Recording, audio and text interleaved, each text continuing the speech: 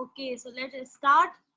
Up to now, we have discussed the nervous system and coordination in plants. Now we are moving towards animals.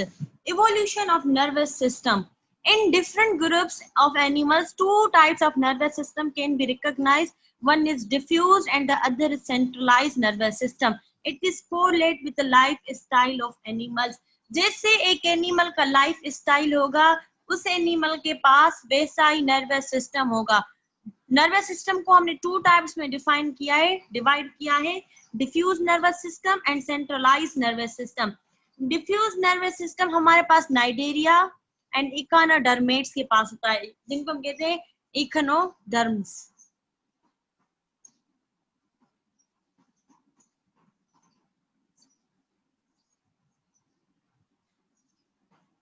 जैसे कि hydra हो गया, उनके पास क्या होती है, रेडियल सिमेट्री होती है. रेडियल सिमेट्री क्या होती है, वो हर तरफ से इक्वल है. हमारे पास रेडियल सिमेट्री नहीं है. जिनके एनिमल्स के पास रेडियल सिमेट्री होती है उनके पास डिफ्यूज नर्वस सिस्टम होता है. The nervous system consists of a network, the nervant of neurons, which is woven through the tissues of the body. उनके पास भी न्यूरॉन्स होते हैं जो कि डिप्ट होते हैं टिश्यूज में, क्योंकि एक न्यूरॉन कवर होता है बहुत सारे न्यूरॉन्स से. The flow of information through this nerve net is not highly directional, rather it diffuses in our direction from point of stimulation. हमारे अंदर क्या होता है कि पॉइंट ऑफ स्टिमुलेशन से एक पार्टिकुलर जगह है जिसको हम कहते हैं सेंट्रल नर्वस सिस्टम. हमारा रेस्पॉन्स वहां जाता है, लेकिन इन एनिमल्स में इनका रेस्पॉन्स कहीं भी जा सकता है. अगर स्टिमुलस यहाँ से फील हुआ है नाइडेरिया को, ये हाइड्रा है, तो ये यहाँ भी जा सकता है, यहाँ भी जा सकता है, यहाँ पे, मीन्स इसकी कोई परमानेंट डायरेक्शन नहीं होती. Thus, initially the response is localized. If the stimulus is strong and persistent, such as capturing the prey, then the whole body involves. अगर जो स्टिमुलस मिला है उस एनिमल को वो लॉन्ग है, काफी ड्यूरेशन तक उसके पास है, तो जैसे हाइड्रा किसी एनिमल को पकड़ रहा है, just like praying of an animal, तो वो क्या करेगा, उसमें पूरी उसकी बॉडी इन्वॉल्व होगी. अब दूसरा हमारे पास है centralize nervous system. Centralize nervous system उन एनिमल्स में पाया जाता है जो एनिमल्स बायलेटरली सिमेट्रिकल एनिमल्स होते हैं, जो इक्वल एनिमल्स होते हैं, जिनके पास definite anterior end posterior ends होते हैं. Anterior end mouth end posterior end जिसको हम कहते हैं मेनली एनएस. वो एनिमल्स जिनके पास दो एंड्स हो उनके पास सेंट्रलाइज नर्वस सिस्टम होता है. Head is the part of the body that encounters the food, danger, etc. require sensory organ and a control center of nervous system. अब जो हेड है उनका, for suppose if consider this is the head, whole is the head, this is anterior end, तो ये क्या करेगा, इनके पास एक नर्वस सिस्टम होगा जिसको मेनली हम कहते हैं ब्रेन. यहाँ से फूड भी इनकाउंटर करेंगे और किसी डेंजर का भी इसे पता चलेगा. उन्हें क्या होता है, एक सेंसरी ऑर्गन की नीड होती है जहां से वो सेंस कर सके और वो sensory information from different sensory organ से लेके फिर इंटीग्रेट करेगा एंड बॉडी रेस्पॉन्स करेगा. कल मैंने आपको बताया कि न्यूरॉन के 3 फंक्शंस हैं, इसी में 3 फंक्शंस देख लें. पहले उसके पास एक सेंसरी ऑर्गन होना चाहिए जिसको हम कहते हैं मेनली रिसेप्टर. फिर जब उसने सेंस किया, फिर वो इंफॉर्मेशन उसे जो भी मिली सेंसरी इंफॉर्मेशन, फिर वो उस इंफॉर्मेशन को इंटीग्रेट करेगा, इंटीग्रेटिव फंक्शन ऑफ न्यूरॉन. अब फिर वो क्या करेगा, इंटीग्रेट के बाद फिर वो एक कोऑर्डिनेट रेस्पॉन्स करेगा जिसको हम कहते हैं mainly command of the neuron, कोई एक्शन या command. these are the 3 functions of neuron. अब flatworms है जैसे planaria are among the simplest animals having a centralized nervous system. It consists of anterior brain, a concentration of neuron. जहाँ brain होगा, क्योंकि neuron is the functional unit of brain, that's why in centralized nervous system there is a lot of concentration of neurons which is connected with the sensory organ. From brain of planaria arise 2 cord like nerves running longitudinally throughout the body. For suppose this is the head of the planaria. अब ये जो brain है, ये brain है, ये रहा, इसमें क्या होता है, कंसंट्रेशन ऑफ न्यूरॉन्स होती है. यहाँ पे बहुत सारे न्यूरॉन्स होते हैं. अब यहाँ से 2 लॉन्गिट्यूडनल नर्व्स अराइज होती हैं जिसको हम कहते हैं 2 लॉन्गिट्यूडनल नर्व्स अराइज होती हैं. जो पूरी बॉडी को मैसेज दे रही होती हैं। The two nerves cords are connected with each other at several points along the entire length of the body through transfer nerves which coordinate the movement of two lateral sides of body. अब ये जो lateral हमने देखे, two lateral जो nerves आ रही थी that arise from neurons जो पूरी बॉडी में हो रही थी, ये एक दूसरे से कैसे कनेक्टेड होती है? By transverse nerve. ये वाली ये ट्रांसवर्स नर्व इन दोनों को कनेक्ट भी करती हैं और होल बॉडी में मैसेज भी दे रही होती है। The main theme is the nervous system is divided into two, diffuse and centralized. Diffuse system is present in animals that are not evolved yet and they have one end. See in Hydra, it has only one end. In planaria, central nervous system that is centralized is present in those animals which have two ends and it is composed mainly of neurons, and in planaria it is neurons forms longitudinal nerves that are connected by transverse nerve. Now human nervous system, I will cover this topic by my slides. Now receptors. Receptors क्या होते हैं? जो neuron का function होता है वो पहले receive करता है। रिसेप्टर्स क्या करते हैं? किसी भी स्टिमुलाई को रिसीव करेंगे, सेंस करेंगे। This structure is known as receptors. Receptors are either modified neurons or epithelial cells which occur either singly or in a group with other cell types. Example in eyes. Receptors क्या हो सकते हैं? या तो modified form of neuron हो या एक epithelial cell हो। इपीथीलियल सेल क्या होते हैं? जो हमारी स्किन को देख लें, ऊपर वाली जो लेयर होती है या किसी भी ऑर्गन की जो लेयर होती है जो उसे बाहर से कवर करेगी, that layer is known as epithelium and the cells are known as इपीथ। इसके कंसिस्ट हो सकते हैं, सेल हो सकता है या डिफरेंट टाइप ऑफ सेल मिलके बना सकते हैं। जैसे आईज में क्या है? अदर सेल टाइप से मिलके रिसेप्टर्स बनाते हैं।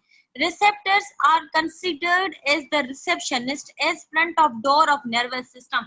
जैसे भी हम कहाँ जाते हैं, कहीं एडमिशन गए, कहीं स्कूल में गए, कॉलेज में गए, तो आपने देखा होगा एक रिसेप्शन बना होता है और वहां पे एक रिसेप्शनिस्ट बैठी होती है या बैठा होता है।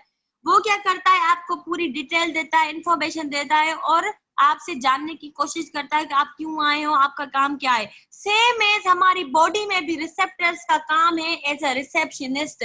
वो देखते हैं कि अगर कोई बंदा आया है, कोई स्टिमुलाई आया है, तो वो क्यों आया है, उसका मकसद क्या होता है। Which are specialized to receive stimuli either from external or internal environment and subsequently relaying them in form of impulses to control center of the nervous system. Same as कल भी हमने यही बात की है। एक रिसेप्टर है फॉर सपोज, इसने क्या किया? एक स्टिमुलाई को सेंस किया।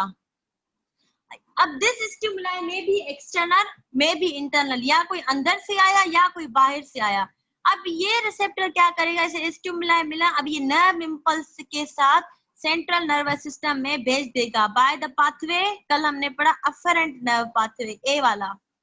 अब यहाँ से मैसेज जनरेट होगा by help of efferent pathway to the effector जो एक्ट करेगा। This is mainly pathway.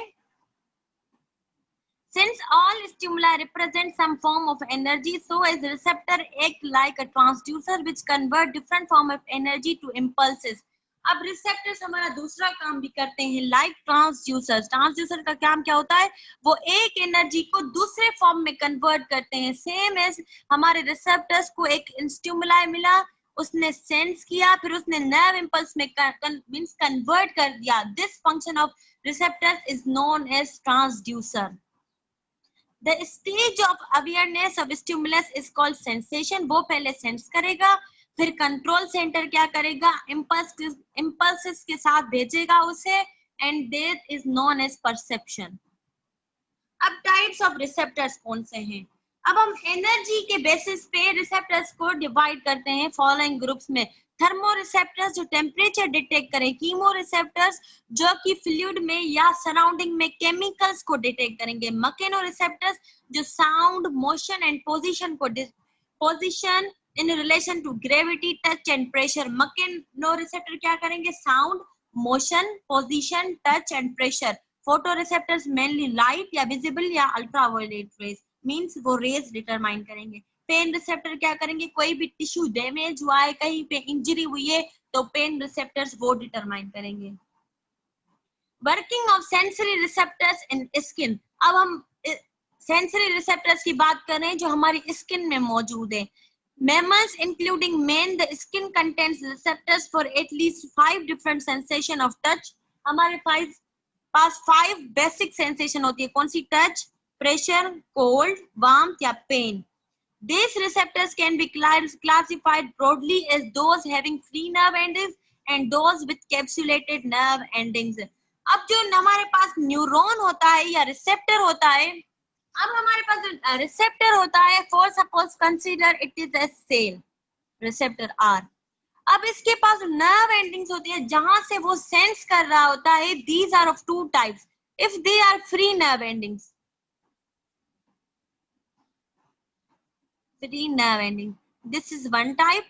And if they have any capsule, अगर उन पे कोई लेयर चढ़ी हुई है कैप्सूल लाइक, फिर they will be called as capsulated nerve endings. Free nerve endings हमारे पास कौन सी है? जो कि हमारे पास सिंपलेस्ट टाइप है, which lies in the epidermis. इसके जो एग्जांपल्स है वो आप याद कर लें। फ्री नर्व एंडिंग्स हमारे पास कहाँ मिलती है? Epidermis and dermis. एपिडर्मिस और dermis is the layer of skin, layer of skin होती है। They are of different types and involve in touch pressure. Touch pressure कौन रिकॉग्नाइज करते हैं? हमारे पास मैकेनो रिसेप्टर्स। पेन को कौन करते हैं? नोसिसेप्टर्स या कह लें या पेन रिसेप्टर्स कह लें। हीट एंड कोल्ड को कौन करेंगे? टेम्परेचर रिसेप्टर्स, जिसको हम कहते हैं thermo receptors. All of these receptors adapt very slow to stimulation. इसमें दो बस पॉइंट याद करें कि ये सिंपलेस्ट टाइप है, एपिडर्मिस और डर्मिस में मौजूद होते हैं, एंड ये स्लोली स्टिमुलेट, जो हमारे पास स्टिमुलस होता है वो स्लोली उस पे एडेप्ट करते हैं, वेरी स्लो टू एडेप्ट। अब इनकैप्सुलेट रिसेप्टर्स कौन से हैं? The nerve endings of these receptors are enclosed in a capsule of connective tissue. Following capsulated receptors lies in the skin. The distribution of various receptors in the skin is not uniform. Region with greatest number of sensory receptors are fingertips and tongue. जो हमारी पूरी skin है वहां पे receptors की जो है ना डिस्ट्रीब्यूशन इक्वल नहीं है। कहाँ पे डिस्ट्रीब्यूशन ज्यादा है? फिंगर टिप्स और टंग पे, यहाँ पे सेंसरी रिसेप्टर्स ज्यादा होते हैं। अब इनकैप्सुलेटेड को हमने फिर दो में डिवाइड किया है, मेसिनियर्स कॉर्पसल्स एंड पेसिनियन कॉर्पसल्स। मेसिनियर कॉर्पसल्स वो होती हैं जो हेयरलेस एरियाज होते हैं, जैसे फिंगर टिप्स हो गई, हमारे लिप्स हो गए, आईलिड्स, निपल्स, पाम, सोल्स। ये जो एरियाज होते हैं, पाम देख लें आप, यहाँ पे कोई हेयर नहीं है, तो these area which are hairless, वहां पे मीसिनर कॉर्पसल्स होते हैं। मीसिनर कॉर्पसल्स क्या है? They are the type of encapsulated receptors. वो सेंसिटिव होते हैं टच को। Their capsule consist of thick collagen fibres with spiral and high coiled nerve endings.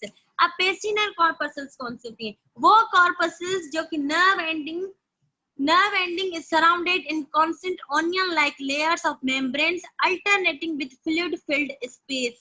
अब इनकी जो nerve endings होती हैं, for suppose ये nerve endings है, तो इन पे onion पे layers आपने अगर देखी है तो onion-like layers बनी होती हैं। इनकी जो layers होती हैं वो concentration के फॉर्म में होती है, concentrated। ऐसा लगता है कि वो fluid-filled space है। ये जो dipped होते हैं ये फ्लूइड में डिप्ट होते हैं, यहाँ पे फ्लूइड होता है, और इनकी जो लेयर होती है इतनी लेयर्स होती हैं जस्ट लाइक ओनियन लेयर्स होती हैं।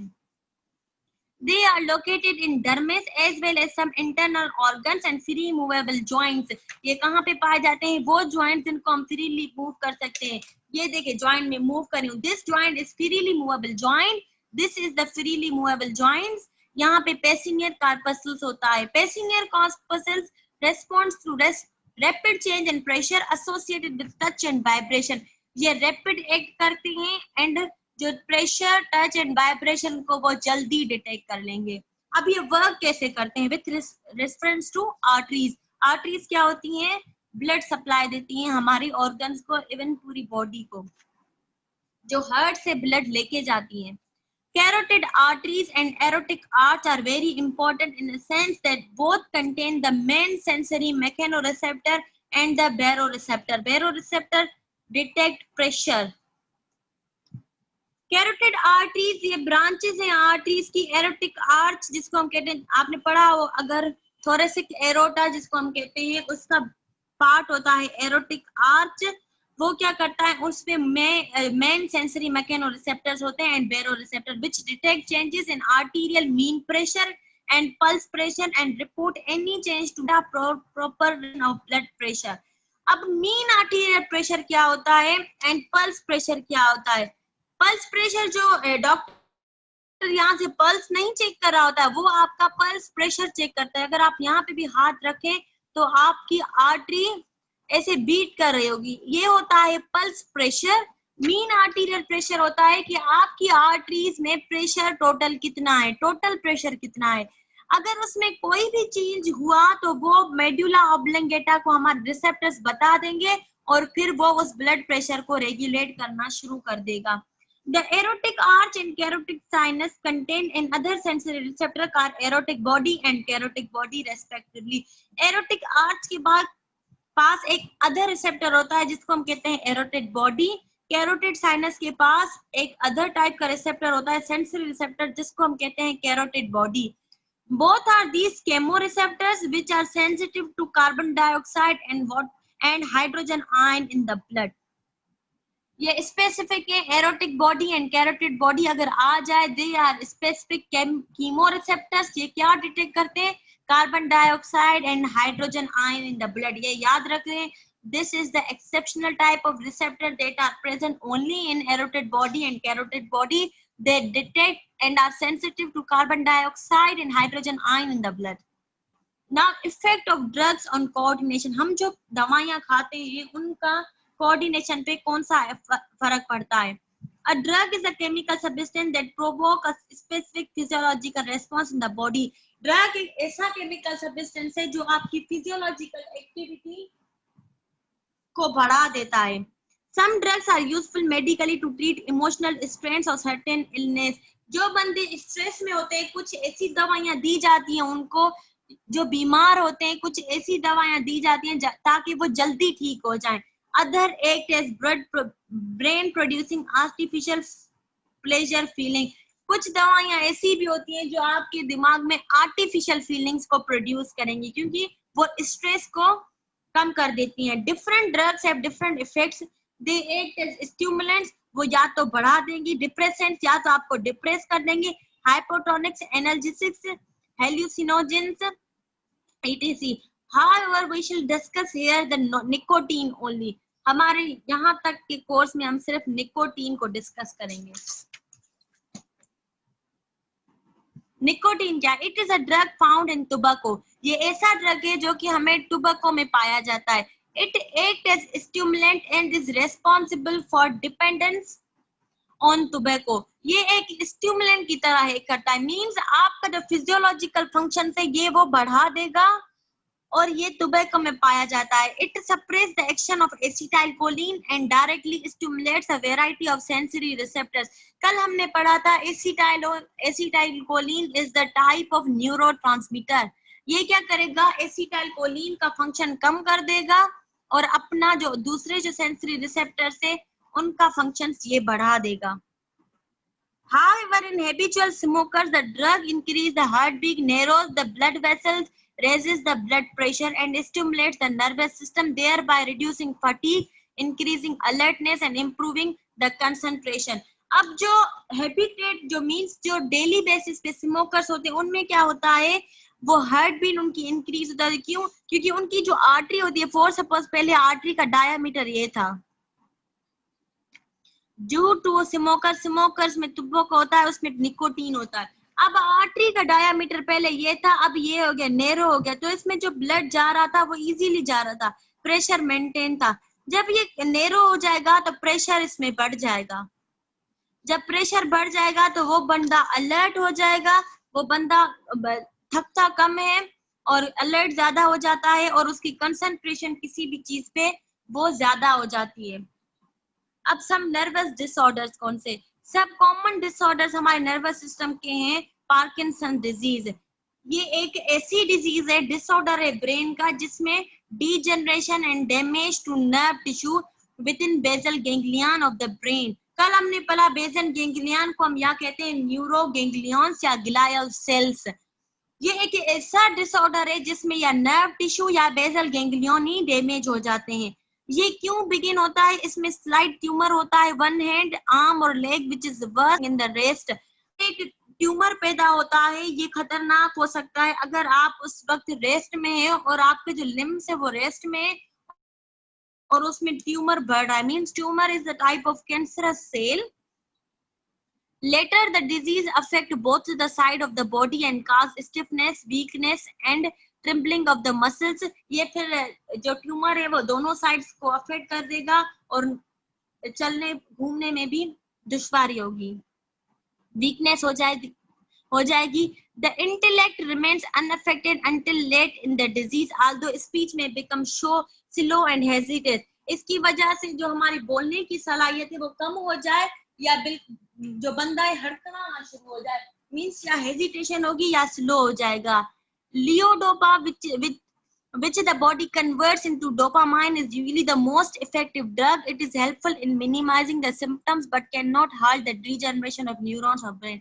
लियोडोपा एक ऐसा केमिकल सब्सटेंस है जो कि डोपामाइन में कन्वर्ट हो जाता है, जो इस बीमारी के लिए इफेक्टिव ड्रग है। लेकिन ये इस बीमारी को रोक तो सकता है, लेकिन जो न्यूरॉन्स और बेसल गैंग्लियंस डैमेज हो जाएंगे उनको रोक नहीं सकता।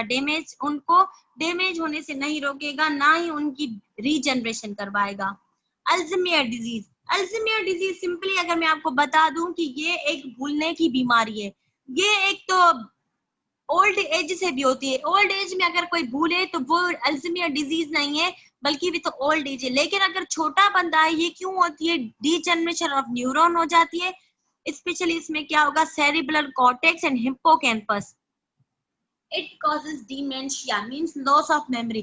इसमें क्या होता है कि थ्री बेसिस टाइप में हम इसमें डिवाइड करते हैं। पहले तो वो फेमिलियर चीजें भूलने लगेगा, जो उसे मींस जो उसकी करीबी चीजें हैं वो भूलने लगेगा। सेकंड फेज में क्या होगा? उसे जो अभी इवेंट्स हुए हैं वो भी याद नहीं होंगे, रिसेंट इवेंट्स वो याद करना भूल जाएगा, या फिर अपने घर का रास्ता ये भूलने लगेगा। थर्ड स्टेज में वो वर्स्ट स्टेज है, patient become severely disoriented and may suffer from the symptoms of साइकोसिस and hallucination, hearing voice. Third जो फेज होगा उसमें उसे अजीब व गरीब आवाजें सुनाई देगी, वो कहेगा कि यहाँ पे कोई था, यहाँ पे कुछ है, तो उसे थोड़ा हेलुसिनेशन होगा, मींस वो कुछ अजीब चेहरे देखेगा। ये इसमें अल्जाइमर डिजीज। अब होता है एपिलेप्सी, जो आपने सुना भी होगा, झटके आते हैं, जैसे हम सिंधी जबान में कहते हैं मिर्गी। Epilepsy is a tendency of recurrent seizures or temporary alertation is the one of the more function। इसमें क्या होता है? झटके आते हैं क्योंकि एबनॉर्मल इलेक्ट्रिक एक्टिविटी होती है ब्रेन में, जिसकी वजह से झटके आने लगते हैं। सम स्टिमुलस, कुछ स्टिमुलस की वजह से, या तो उस बंदे ने फ्लैशिंग लाइट देख ली जिसकी वजह से हो गया, या मे भी ये जनरलाइज और पार्शियल हो सकती है, आधी हो सकती है, या मे भी जनरलाइज मींस जो होता रहता हो। The generalized seizure is characterized by complete unconsciousness, stiff body with choices और jerks। उसे झटके आने लगेंगे, उसकी बॉडी स्टिफ हो जाएगी और वो jerks आने लगेंगे। लेकिन पार्शियल में क्या होगा? वो मोमेंटरी लॉस होगी, वो कॉन्शियस होगा लेकिन वो एबनॉर्मल मूवमेंट्स नहीं करेगा। Anti convulsant drugs are administered. इसमें इस बीमारी में एपिलेप्सी में क्या होता है? वो ड्रग्स दी जाती हैं जो कि एंटी कोवल्सेंट है। अब हम आते हैं chemical coordination. Chemical between different cells or organ within the body of multicellular animals is more preventive nervous coordination। Chemical coordination बहुत पुरानी है, ये डिफरेंट सेल्स और ऑर्गन्स में होती है और ये नर्वस सिस्टम के मुकाबले बहुत पुरानी है। It is a type of coordination. A group of cells release specific chemicals which regulate the activity of other cells of the body।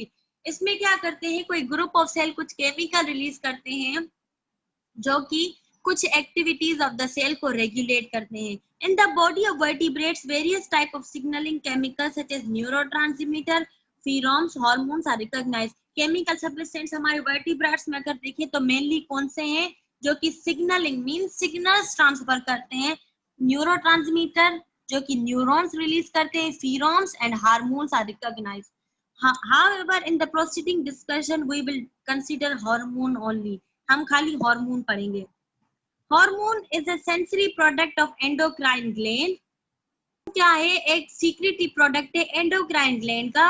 Endocrine कौन से हैं, जो डक्ट लेस ग्लैंड है, which are special group of cells और organ. Hormones are released directly into blood stream to carry it to the other parts of the body. Hormones कौन से हैं, वो क्या है, डायरेक्ट ब्लड में रिलीज होंगे क्योंकि है ही एंडोक्राइन. अगर यहाँ पे एक्सोक्राइन होगा तो दे will B secreted by duct, लेकिन ये डक्ट लेस ग्लैंड है. जो सेल हार्मोन, जो सेल ग्लैंड होगा वो एक सेल भी हो सकता है और ग्रुप ऑफ द सेल भी हो सकता है. वो क्या करेगा, हार्मोन बनाएगा, फिर उसे डायरेक्ट ब्लड स्ट्रीम में छोड़ देगा. फिर blood stream by the help of blood जिसे वहां पे काम करना है वो वहां चला जाएगा. पार्टिकुलर टारगेट सेल जिसको हम कहते हैं टारगेट सेल. अब देखिए ये एक सेल है, ये एक एंडोक्राइन ग्लैंड है लेकिन सेल है. इसने क्या किया, ये हार्मोन बनाया. एंडोक्राइन है तो इसने डायरेक्ट ब्लड में छोड़ दिया. अब ये ब्लड से ही गया, अब ये ब्लड से ही गया, ये टिश्यू है जहाँ पे कुछ काम करना था इस हार्मोन से, ये इस ब्लड से ही गया उसके पास. इस सेल का हमने नाम दिया टारगेट सेल, जहाँ पे जाके हार्मोन को काम करना था. A minute quantity of hormone may have a profound effect on an organism's activities like behavior, development, growth and reproduction. Hormones हमारे बहुत काम करते हैं. पेनक्रियाज भी हार्मोन रिलीज करता है, इंसुलिन करता है, यहाँ आप पढ़ेंगे ग्लूकागोन करेगा. हार्मोन्स हमारे बहुत इफेक्ट करते हैं, बिहेवियर को करेंगे, डेवलपमेंट करवाएंगे, ग्रोथ एंड रिप्रोडक्शन. अब उनकी केमिकल नेचर पे हमने इनको 3 टाइप्स ऑफ डिवाइड किया है. Peptide hormone. Peptide means mainly amino acids. They are short chain of amino acid, ADH, oxytocin, etc. अगर आपको याद हो तो किडनी में हमने ADH पढ़ा था, anti diuretic hormones. It will reabsorb the water and sodium. Oxytocin, etc. Long chain amino acid कौन से, glucagon, insulin. Glucagon and insulin both are released from pancreas. Prolactin hormone. The former are called peptide hormones, which later are called protein hormones. अगर वो newly synthesize हैं, अगर वो अभी cell में नए नए बने तो हम उनको कहेंगे पेप्टाइड हार्मोन्स, फिर लेटर उनका नाम हो जाएगा protein hormones. Modified amino acid कौन से हैं, वो अमाइनो एसिड जो कि फिर मॉडिफाई हो गए, फिर उनमें कुछ चेंजेस आई अमाइनो एसिड में, फिर वो कन्वर्ट हो गए. Epinephrine, NOR epinephrine and thyroxine. Example याद कर लें लाजमी से. Epinephrine, norepinephrine and thyroxine are the example of modified amino acid hormones. Steroid hormones कौन से हैं, आपने वर्ड सुना भी होगा, जो कि लिपिड इन नेचर होते हैं. हमारे पास कौन कौन से, प्रोजेस्टेरोन, एस्ट्रोजन, टेस्टोस्टेरोन, अल्डोस्टेरोन. अब हार्मोन्स कैसे एक्ट करते हैं मैं आपको खुद ही बताऊंगी. हार्मोन्स अपना फंक्शन कैसे परफॉर्म करते हैं. अब देखिए mechanism of action of an hormone, हम जर्नल पढ़ेंगे लेकिन हर हार्मोन का अलग अलग है. Hormone mainly function by 3 ways. वो क्या करेंगे, सेल की परमिएबिलिटी को चेंज कर देंगे, उसे. जीन एक्सप्रेशन करेंगे. जीन एक्सप्रेशन क्या होती है, formation of new proteins.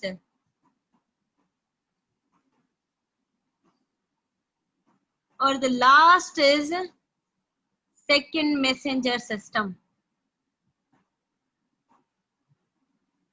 In your syllabus we are only concerned with second messenger system. लेकिन आप याद कर लें कि एक हार्मोन 3 वेज से एक्ट करेगा.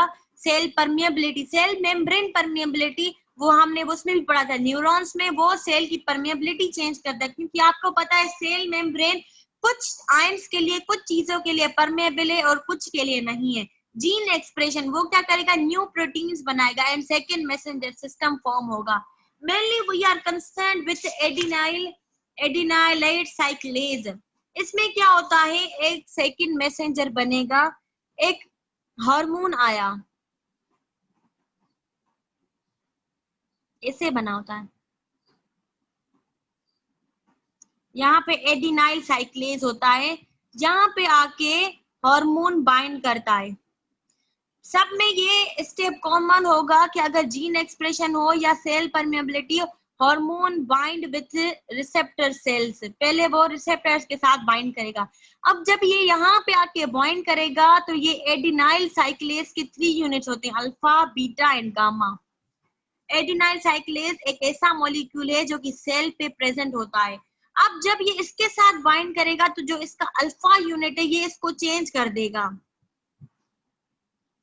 ठीक है। जब इसने इसको चेंज कर दिया तो यहाँ पे एटीपी था वो एडीपी में कन्वर्ट हो गया, बल्कि एएमपी में हो गया,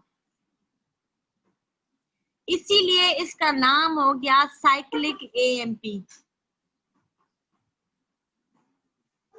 साइक्लिक एएमपी किसके लिए होता है, एडिनाइलाइल साइक्लेज।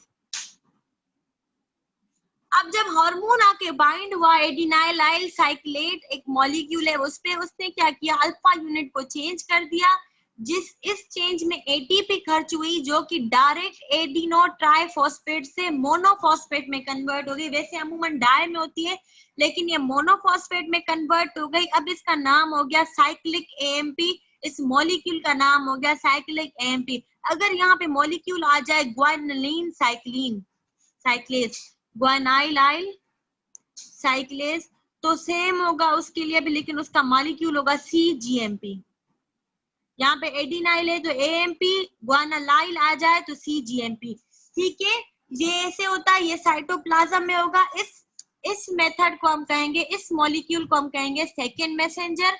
ये मॉलिक्यूल सेकेंड मैसेंजर से एक्ट करेंगे। जो स्टीरॉइड हार्मोन होते हैं, हर हार्मोन के ये जो 3 हमने पढ़े, पेप्टाइड, मॉडिफाइड एंड स्टीरॉइड, इनके रिसेप्टर्स होते हैं लेकिन अलग अलग जगह पे होते हैं। स्टीरॉइड हार्मोन्स के न्यूक्लियस में होंगे, साइटोप्लाज्म में या सेल मेम्ब्रेन के, वो इनकी क्लासिफिकेशन पे डिपेंड करता है। अब जैसे इनके रिसेप्टर्स होते हैं, वैसे स्टीरॉइड हार्मोन्स के जो रिसेप्टर्स होते हैं, ये steroid hormones they are mainly present in nucleus and cytoplasm में जो रिसेप्टर्स होते हैं they are mainly of peptide hormones. ये थोड़ा डिफरेंस है, इन तीनों के रिसेप्टर्स एक जगह पे नहीं होते, किसी के सेल मेम्ब्रेन में होते हैं, साइटोप्लाज्म में प्रोटीन के होते हैं पेप्टाइड हार्मोन्स के, एंड स्टीरॉइड हार्मोन्स के न्यूक्लियस में होते हैं। Thank you very much. अब ये क्या करते हैं, अगर कोई रिसेप्टर जीन से करेगा तो वो डायरेक्टली क्या करेगा, जीन को एक्टिव करेगा और जीन इन सब वजह का रेस्पॉन्स बनेगा। फीडबैक मैकेनिज्म क्या है, You are already familiar with the concept of feedback mechanism in hemostasis. हमने होम्योस्टेसिस में पढ़ा था, जब हमने ग्लूकोज और टेम्परेचर को दिया था, कंसीडर किया था, उसमें हमने फीडबैक पढ़ा था। Likewise, hormonal secretion is also subjected to feedback mechanism. In case of any change in chemical information of the body, the feedback mechanism can come into action and either blocks or promotes further change. अब क्या हुआ देखें, ऐसे ही देख लें कि ना कोई भी आपको हार्मोनल सिक्रीशन हुई या कोई भी स्टिमुलाई आपको मिला, तो अगर आपको उस स्टिमुलाई को कम करना है या सिक्रीशन को कम करना है तो नेगेटिव फीडबैक होगा। नेगेटिव फीडबैक क्या है कि जो फर्दर सिक्रीशन होगी वो इनहिबिट हो जाएगी, मींस जो चीज बन रही थी और एक्सेस में बन गई, ज्यादा बन गई, तो वो कम हो जाएगी। लेकिन पॉजिटिव फीडबैक क्या होगा कि जो चीज बन रही थी वो पॉजिटिव फीडबैक की हेल्प से और ज्यादा बनेगी। अब इसमें देखें, हाइपोथैलेमस है, हाइपोथैलेमस से जब हम ये ग्लैंड्स पढ़ेंगे तब ये उसमें आपको ज्यादा समझ आएगा। यहाँ तक लेक्चर है, फिर कल हम आगे पढ़ेंगे ग्लैंड्स हमारे पास कौन से हैं बॉडी में, ठीक है।